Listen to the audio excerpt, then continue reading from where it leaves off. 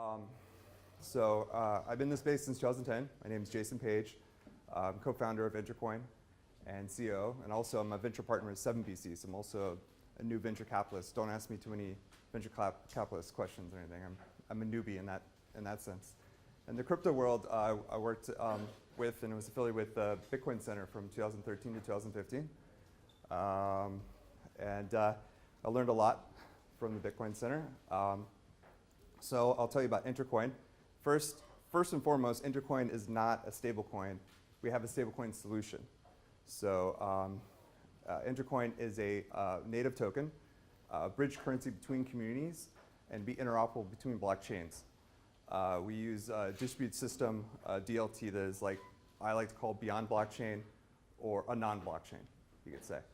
And we use distributed hash tables in technology of Kademlia. If you ever heard of Kademlia, it's the technology that helped BitTorrent scale.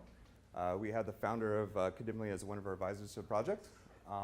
Ryan Fugger, he's creator of RipplePay. He's one of our advisors to our project also. And another advisor is sitting right here in the front row, Danielle Melly. So Intercoin is the idea of is to be sound money that a community would hold Intercoin on reserve and then issue your own local currency. We'd like to build up local fintech, and I see the future of cryptocurrencies is decentralized programmable money. So I don't see money as only being just a medium of exchange in the future. It'll be more than just a medium of exchange. So that's the aspect that will help our stablecoin solution. So with our stablecoin solution, any community can peg to a fiat with the help of autonomous bots. And the autonomous bots will put stop-loss orders on exchanges to keep the peg.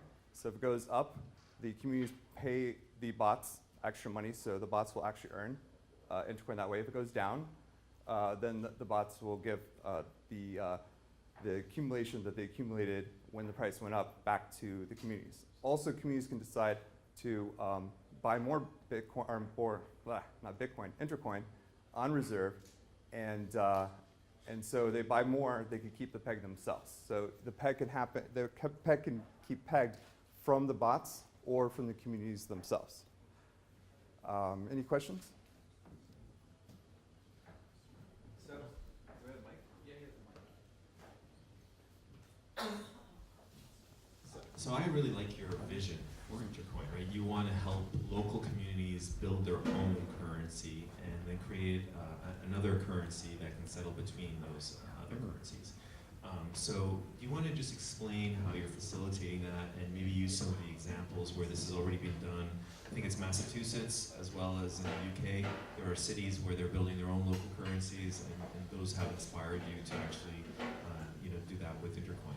Well, what inspired us is my co-founders of the company Cubics, where we have 6 million downloads of the app groups, and we already have 50,000 community leaders in many different communities. They don't have a payment layer yet. So it's a decentralized social network, so Intercoin would be the payment layer on top of that. So churches can have their own currency, university. We're talking to some cities right now, because one of the plans of Intercoin is having adoption of basic income, and I think I coined the phrase, community-based income. So universal basic income from nation states and community-based income that communities give out their own basic income. That's an aspect of local fintech that with their own governance can decide if it goes up 1% or down 1% with polling within their community.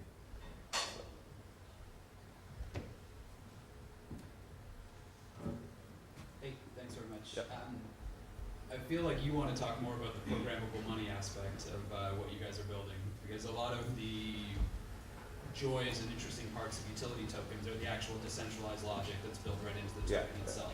And so when you guys go across blockchains and work with different types of smart contract languages and different types of technology, how do you have one unit of value or one type of coin that allows you to kind of operate in decentralized logic with a bunch of different types of technology? So we're a sidechain solution. So everybody can use their own DLT, their own blockchain in the community, and then Intercoin is interoperable as the bridge currency between these. So it's just like go to the casino, and when you cash out, Intercoin is that bridge to cash out from casino. So a casino has chips moving around or a flow of money that is nonstop 24/7. If it's open 24/7, the casino.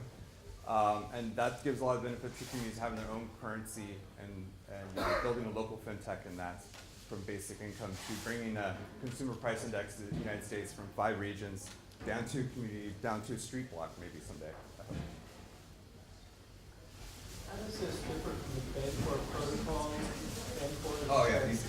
It seems to be an interoperability platform, like a casino cash-up store to. So Bancorp is not sound money. Bancorp doesn't use side chains. So Bancorp gives liquidity with smart contracts. So yeah, Bancorp is a competitor to us, but their solution is totally different. And that gives liquidity to these communities that it's sound money they can cash out at any time. So so we have a bankruptcy fail-safe system with Intercoin that it can't go to zero between the communities. It can cash out at any time because they held on reserve the Intercoin for their community currency, 100% reserve.